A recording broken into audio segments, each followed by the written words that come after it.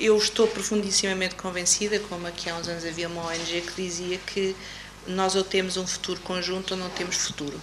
E, portanto, eu parto desse pressuposto e é a partir dessa ideia central que eu considero que é relevante que cada um possa contribuir para esta multiculturalidade a partir daquilo que é a sua própria cultura, numa atitude de abertura a outras culturas, mas sem que forçosamente tenhamos que abdicar de coisas que podem ser o nosso contributo para esse puzzle, digamos assim. Nós sabemos que a questão da globalização hoje em dia é do senso comum, temos vivido ultimamente consequências dela nem sempre tão positivas. A crise económica é um bocadinho a prova da ideia de que se uma borboleta bater as asas deste lado do mundo pode provocar um tornado do outro lado do mundo. Para equacionarmos as questões da globalidade também do ponto de vista da globalização, do ponto de vista da cidadania, temos que ter em conta que os problemas hoje em dia são globais, quer dizer que não podemos fugir às questões da globalização, não há retorno, digamos assim. Podem-se discutir configurações, mas retorno não haverá provavelmente.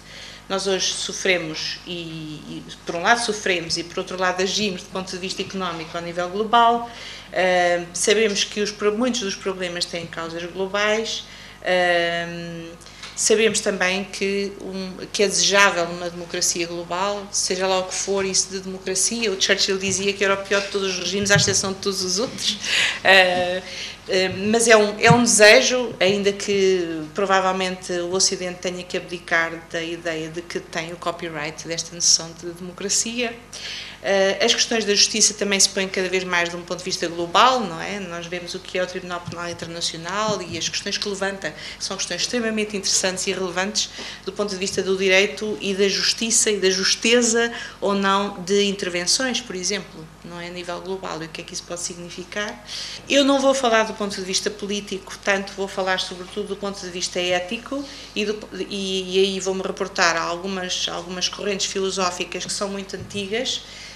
E é conscientemente que o faço porque considero que é um dos contributos que nós no Ocidente podemos dar e também porque é de certa forma uma prova de que as questões da cidadania global não são uma invenção do século XX ou do XXI e que portanto são qualquer coisa que apareceu agora e que é completamente exótica e que não tem raiz na nossa cultura e na nossa forma de pensar. Porque de facto há muitas objeções a este conceito de cidadania global atualmente. Uma delas é esta de que só pode ser um termo metafórico e que, portanto, é uma espécie de wishful thinking, não é? Uma ideia metafórica porque se pensarmos numa cidadania em termos de nacionalidade e se pensarmos num bilhete de identidade, se pensarmos num passaporte que atribui uma nacionalidade ou corresponde a uma nacionalidade, a questão que se põe então é como é que depois se deve encontrar uma configuração global, não é, que corresponde a uma globalização destes conceitos. Porque, de facto, um dos problemas que a questão da cidadania global põe é o dos limites da pertinência, mas também, se calhar, já de uma certa, eu não diria impertinência, mas de uma certa limitação do conceito de cidadania associada à nação. Hoje fala-se, por exemplo, de transnacionalismos, mas mesmo os transnacionalismos também supõem à partida o tornar trans aquilo que tem por base o conceito de nação. E não englobam toda a gente, não é? De maneira que é um conceito também, mesmo do ponto de vista político, estrito, me parece que é um bocadinho, enfim, que põe problemas. Além disso, temos também depois correntes que consideram que se nós falarmos da cidadania, sobretudo do ponto de vista liberal, daquilo que é a afirmação dos direitos do indivíduo, dos direitos e das liberdades fundamentais individuais, o conceito global, de repente, pode ser um bocadinho assustador, porque pode significar a perda de identidade ou a relevância, o relevar para um segundo plano, isso que é um conceito de cidadania muito centrado nos direitos individuais. Ora, o que acontece então é que se coloca uma outra hipótese, que é a associação do conceito de cidadania global ao conceito de cosmopolitanismo, de que eu vou falar no fim também, que é um conceito que também muitas vezes é tido por um conceito elitista por alguns autores que dizem que só é cosmopolita quem se pode dar ao luxo de viajar pelo mundo, de pertencer a todos os lugares e a lugar nenhum. E, portanto, essa é uma das críticas que é feita ao cosmopolitanismo. Existe ainda uma outra, e eu esta penso que também é uma crítica muito séria, que tem a ver com a ideia de que estes conceitos são ocidentais e que, portanto, a sua globalização enferma de uma perspectivação neocolonialista. Portanto, que é a projeção a nível universal daquilo que é a forma de encarar a realidade e de perspectivar a política ocidental e, como tal, é uma nova forma de colonialismo. Nós sabemos que isto também se aplica, por exemplo, também se diz relativamente aos direitos humanos, pelo menos à formulação dos direitos humanos, e é uma questão séria.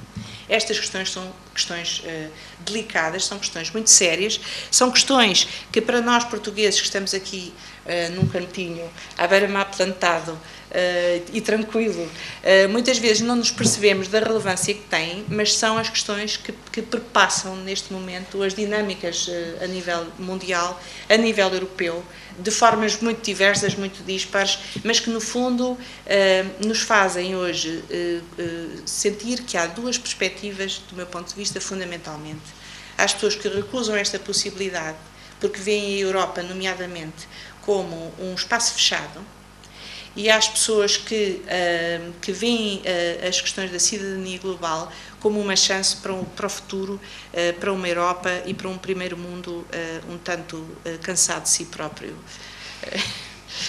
Ora, as questões que se põem são de facto estas. É necessário que a cidadania continue a passar pelo conceito de Estado-nação ou não? Esta é uma questão muitíssimo importante.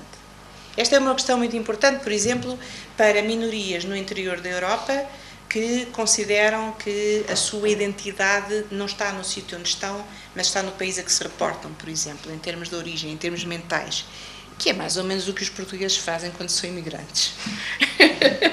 Depois, outra questão que se põe é se é possível reconciliar o patriotismo com uma cidadania global. E o que é isso do patriotismo? Não é? E a quem devemos uma primeira fidelidade. Isto é uma questão que se colocou muito. Por exemplo, a Marta Nussbaum escreveu um livro muitíssimo interessante, que é uma sequência de textos, alguns foram escritos antes e depois foi atualizado a seguir ao 11 de setembro, em que se punha precisamente a questão depois do 11 de setembro, ou no 11 de setembro, de quem temos mais pena, das nossas vítimas, dos outros que são vítimas. Quem é que tem direito, diz ela, é essa a questão que ela põe, quem tem direito ao nosso luto? Quem é que tem o primeiro direito ao nosso luto? E desencadeou toda uma série de reflexões, na qual participaram filósofos da filosofia política de top dos Estados Unidos e que equacionava esta questão, quer dizer, que é a questão do local, da pertença, de uma pertença local, com uma consciência e com preocupações globais.